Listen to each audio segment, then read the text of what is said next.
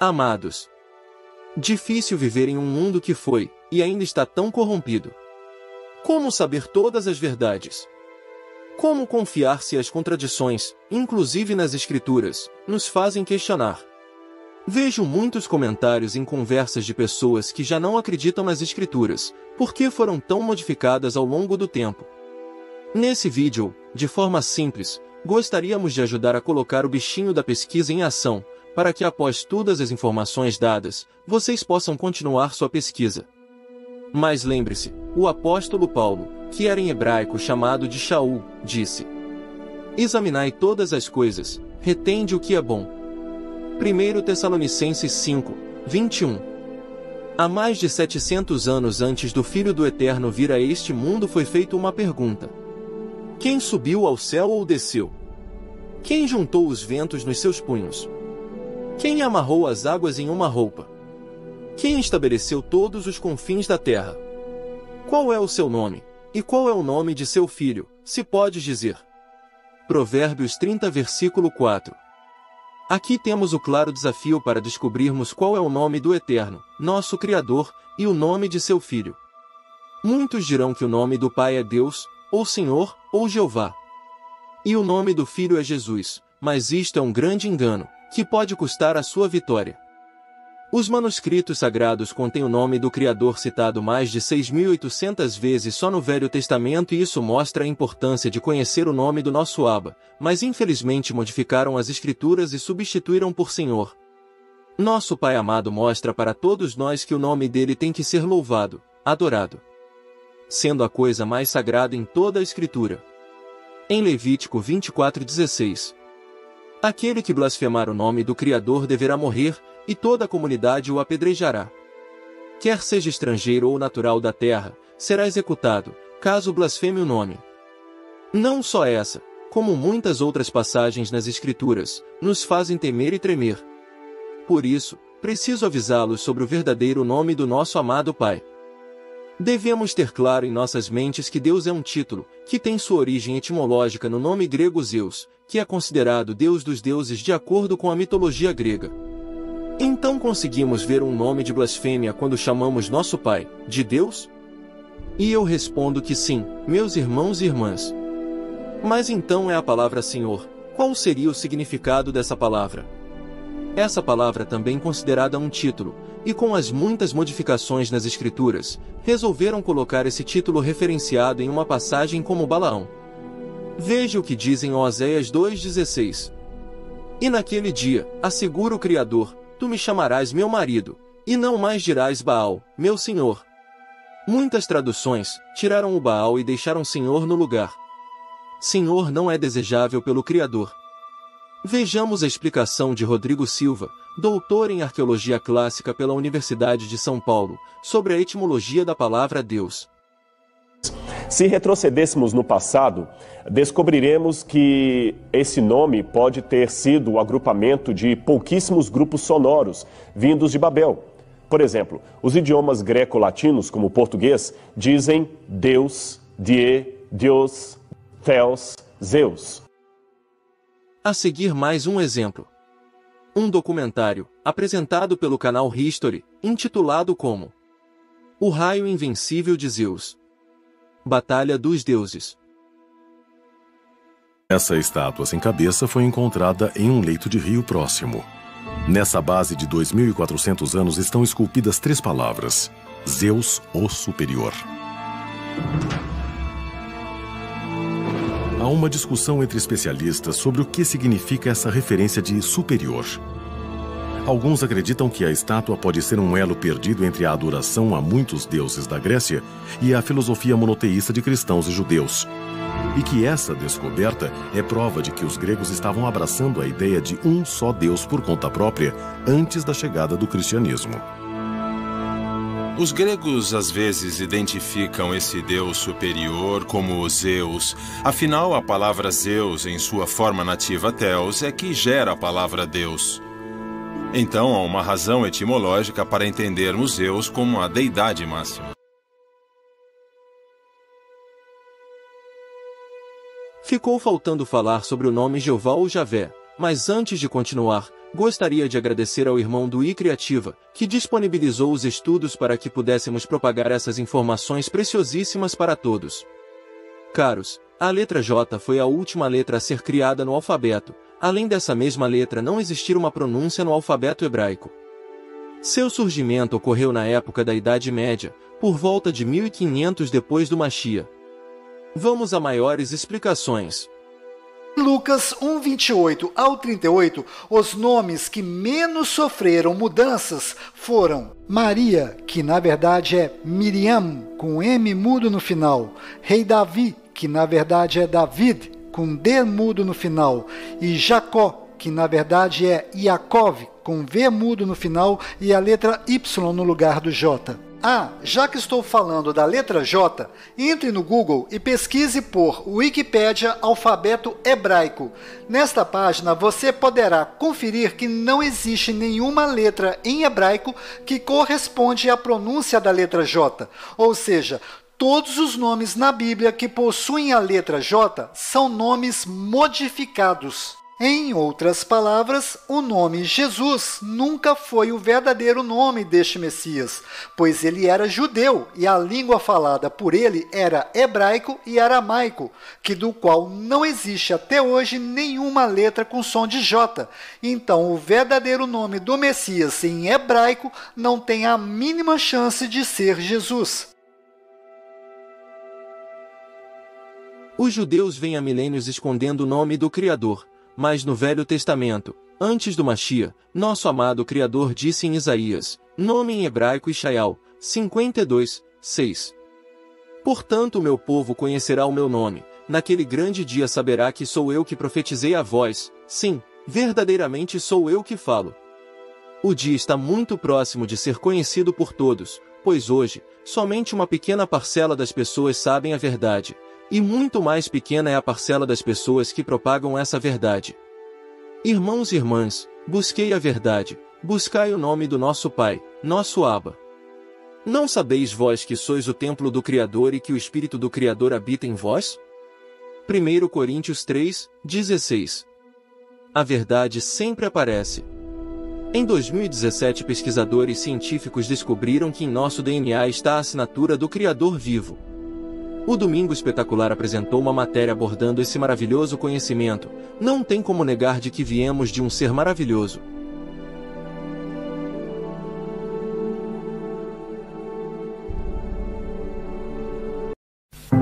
Os homens reunidos nesta sala são os principais nomes de um ramo da ciência que pretende responder questões como estas. Ao contrário do que a gente apregoou por 150 anos, há evidências de inteligência na vida e no universo.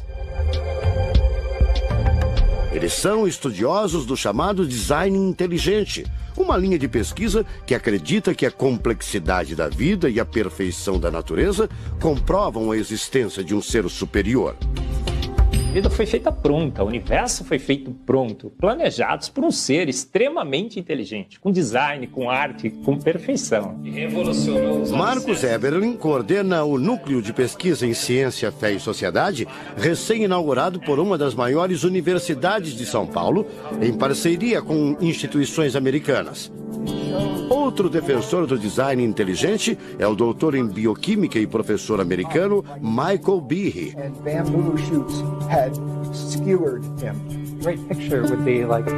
Brian Miller é doutor em física. Ele coordena as pesquisas da Universidade de Duke, nos Estados Unidos. Seria um super engenheiro, um super arquiteto? Você pode dizer isso, responde o físico. Um arquiteto que tinha a vida em mente, um criador que fez a vida deliberadamente. Also, when you look at life itself, o corpo humano é formado por cerca de 100 trilhões de células que dão origem a tecidos e órgãos. We cannot be accidentally caused. Life is not an accident. O americano Douglas Axie estuda biologia molecular há mais de 25 anos. Ele garante: não existe a mínima possibilidade de a vida ser um acidente, um acaso da evolução do planeta. Para ele, as células são complexas demais e só podem ter sido criadas, de propósito, por um ser inteligente. literally machines that are made out of molecules. Dr. Michael Behe concorda. Ele compara a célula a uma fábrica repleta de máquinas e veículos. Ela produz e troca com as células vizinhas os elementos fundamentais à vida.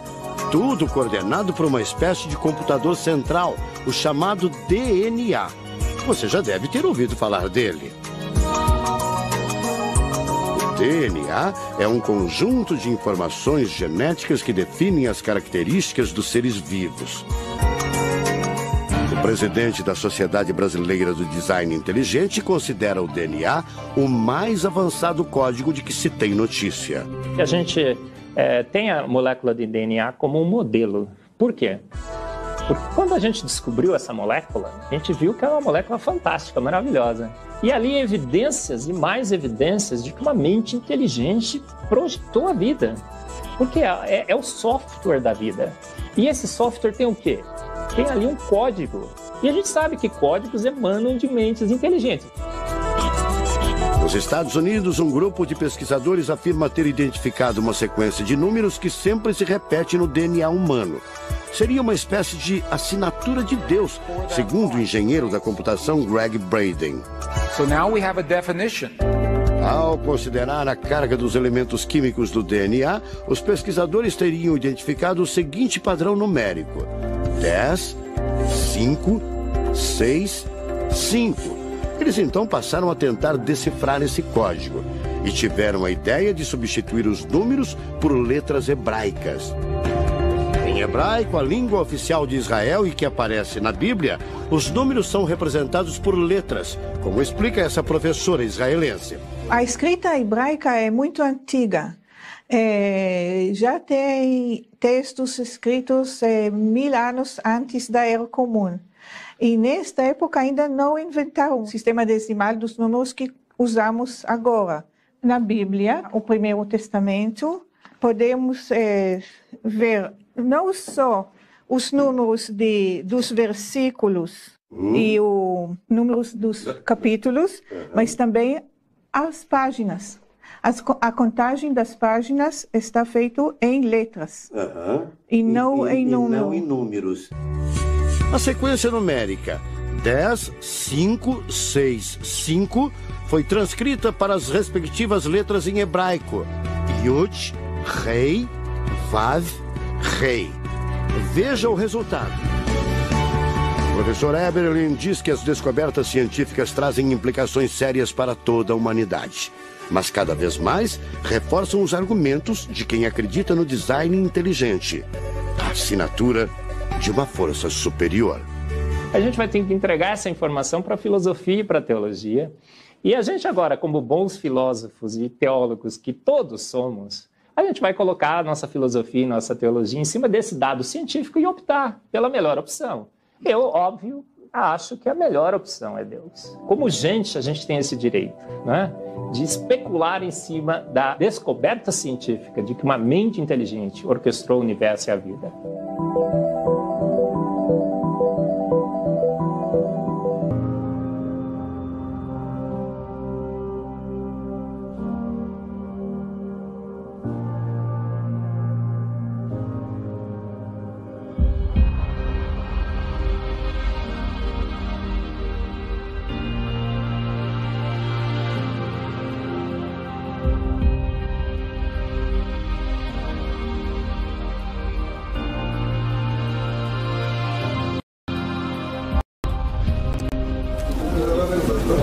ירמיהו למד וו, שהקדוש ברוך הוא מבקש מירמיהו, היה הדבר הזה אל ירמיהו מאת אדוני לאמור.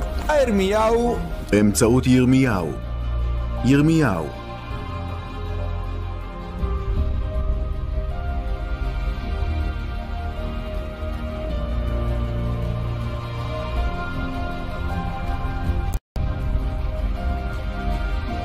ישעיהו, שליח אלוהים. ישעיהו, פרקים א', ו' וט'. קורא את הפסוק הראשון של הנביא ישעיהו הזה, הריאל פוליטי, ואני קורא את חזון ישעיהו. בימי ישעיהו.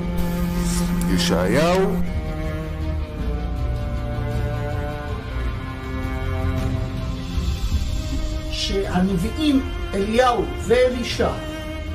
אליהו, מלכים א', פרק י"ז. אליהו עולה לשמיים. מלכים ב', פרק ב'. מיהו אליהו? אליהו הנביא.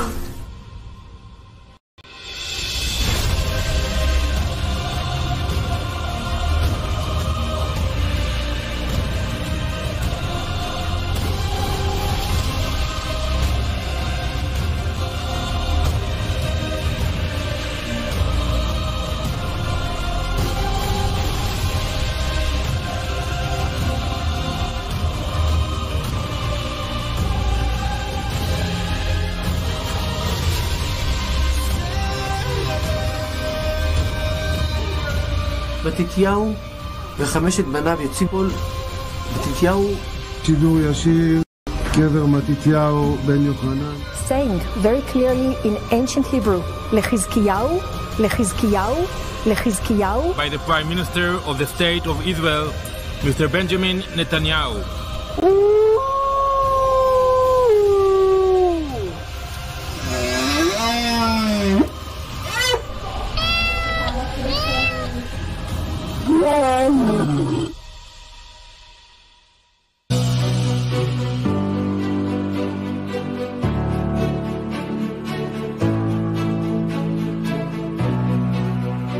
In archaeological excavations we conducted in the Ophel area, we found a most unique item, that is the private seal impression of King Hezekiah.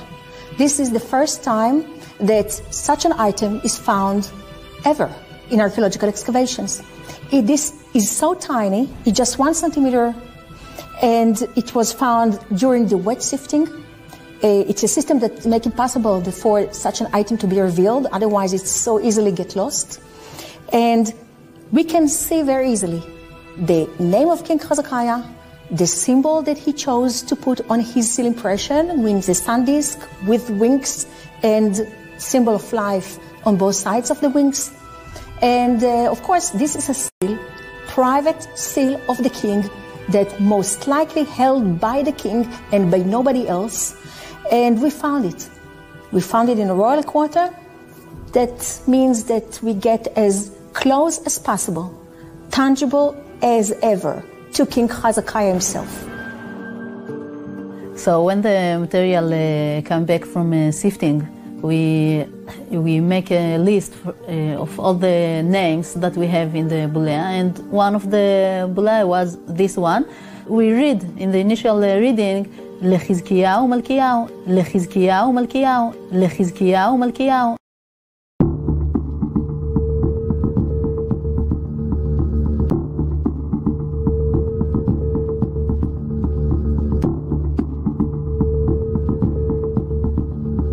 Hello, my name is Doron Spielman, and I'm speaking to you from the City of David Excavations in Jerusalem.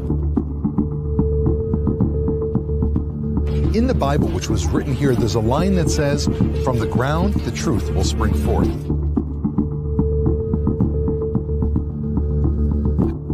For every day, scientists and archaeologists and volunteers are working at this site and are unearthing the very artifacts that prove history in Jerusalem.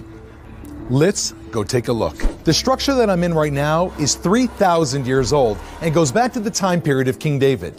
Inside this structure, archaeologists pulled 2 clay seals out of the ground with names written on them. One name says Juhal, the son of Shalomiyah. The other says Gedaliah, the son of Pashur. If I open up the Bible to the book of Jeremiah the prophet, chapter 38, jumping off the pages right away are those 2 names, written in the biblical text. This is empirical archaeological evidence proving the connection between the Bible, Jerusalem, and Jewish history. Que os tradutores da Septuaginta removeram o nome de Deus e o substituíram por Kyrios, e que os escritores do Novo Testamento seguiram este padrão. Mas em 1944, essa crença foi provada errada, após serem publicados papiros da Septuaginta sob o nome Fuad 266. Nesse fragmento da Septuaginta, nós encontramos o nome de Deus, Yod-He-Vav-He, em caracteres aramaicos.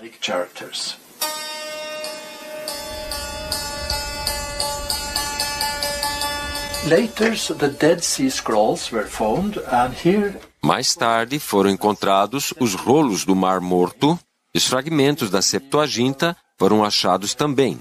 E aqui nós temos o nome, em caracteres hebraicos antigos, em meio ao texto grego. Dessa forma, o erudito Rolf Aruli conclui o seguinte: Então é um fato que todos os fragmentos da Septuaginta, até o ano 50 da nossa Era Comum, contêm o nome de Deus, seja em escrita aramaica, escrita hebraica antiga, ou conforme a transcrição grega, Yao. Assim, o argumento de que os escritores do Novo Testamento usavam Kyrios, porque os tradutores da Septuaginta faziam assim, está errado. God's name either in Aramaic script, in Old Hebrew script, or as the Greek phonetic transcription Yao. Phonetic transcription Yao. Shalom, this is Nehemiah Gordon, and I'm here today in Jerusalem with Professor Emeritus at Hebrew University of Jerusalem, Bezalel Porton. Professor Porton is best known as the editor of the Elephantine Papyri, one of the most important collections of documents in Jewish history. So here Professor Porton is opening up one of his books. How many volumes is this book? 4. It's 4 volume, and the official title is? Textbook of Aramaic Documents from Ancient Egypt. 5th pre-Christian century, there was stationed on the island of Elephantine, which lies opposite Aswan, a Jewish military colony. Mm-hmm. And then when the Persians conquered in 525, the Jews already had a temple there.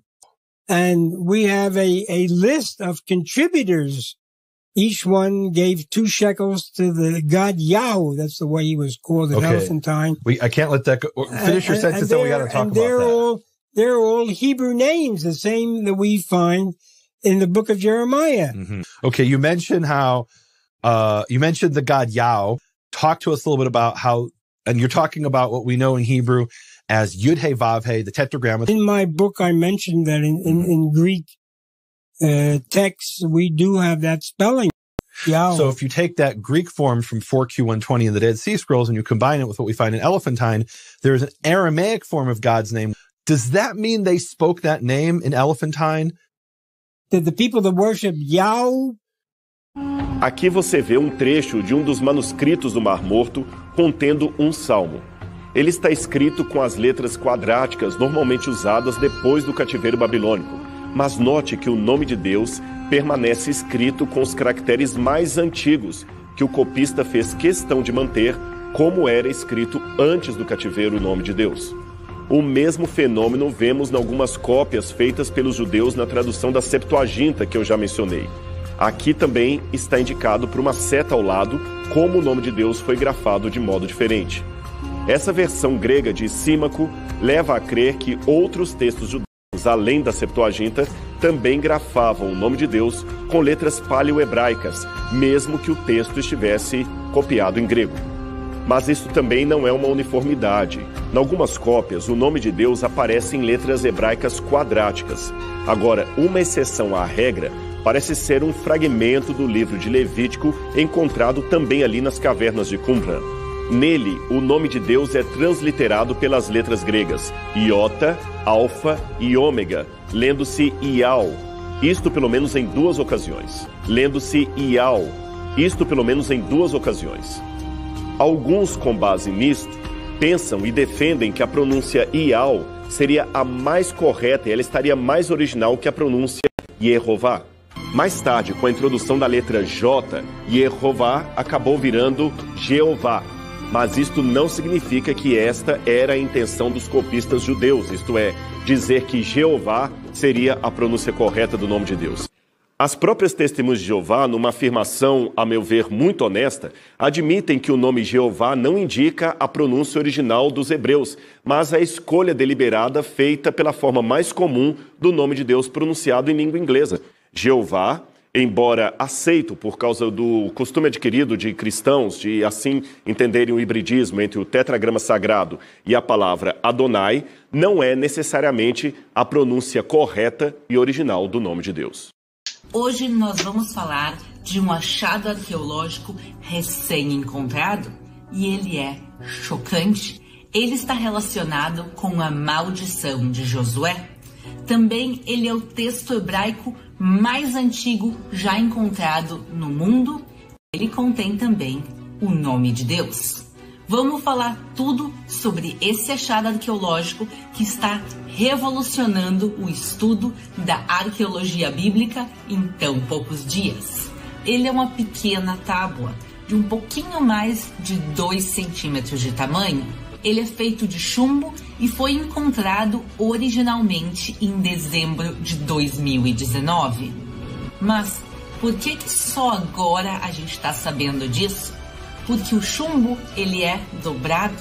E isso quer dizer que quando eles encontraram ele, eles conseguiam ver a letra Aleph, a primeira letra do alfabeto hebraico.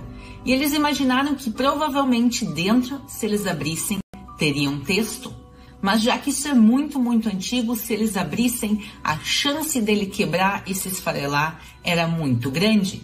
Então eles pegaram esse achado e enviaram ele até Praga, até a República Tcheca, onde eles usaram scanners, parecidos a scanners de tomografia médica, e eles conseguiram criar um modelo 3D dessa tábua sem abrir ela. E aí eles começaram a ler o texto que estava do lado de dentro, e o texto é realmente chocante. Vamos ler juntos agora o texto em hebraico e depois em português. Arur, Arur, Arur, Arur Lael Hashem, Tamut Arur, Arur Mot Tamut, Arur La Hashem, Arur, Arur, Arur. Amaldiçoado, amaldiçoado, amaldiçoado. Amaldiçoado pelo Deus Yud Rei Vav. Você morrerá amaldiçoado. Amaldiçoado, você certamente vai morrer. Amaldiçoado por Yud Rei Vav. Amaldiçoado, amaldiçoado, amaldiçoado. O tetragrama são 4 letras. O Yud, Rei, Vav, Rei. Agora, nesse texto que a gente encontrou, que é quase 400 anos anterior à Estela de Mecha, a versão mais antiga que a gente já encontrou, o nome de Deus, ele não aparece como tetragrama, pessoal. Aparecem só 3 letras dele. O Yud, o Rei e o Vav. O último rei não está escrito nessa pequena tábua. E é realmente uma das coisas que chama a atenção nesse texto, é o nome parcial de Deus, e ele aparece 2 vezes, quer dizer, não foi um erro, não foi que apagou. Quem escreveu propositalmente somente as 3 letras. Mas essas 3 letras, elas sim aparecem no judaísmo e a gente sim pronuncia elas. Por exemplo, o nome Matitiau. O final da palavra Matitiau é exatamente as mesmas letras que aparecem nessa pequena tábua. Então, provavelmente a leitura podia ser feita dessa maneira.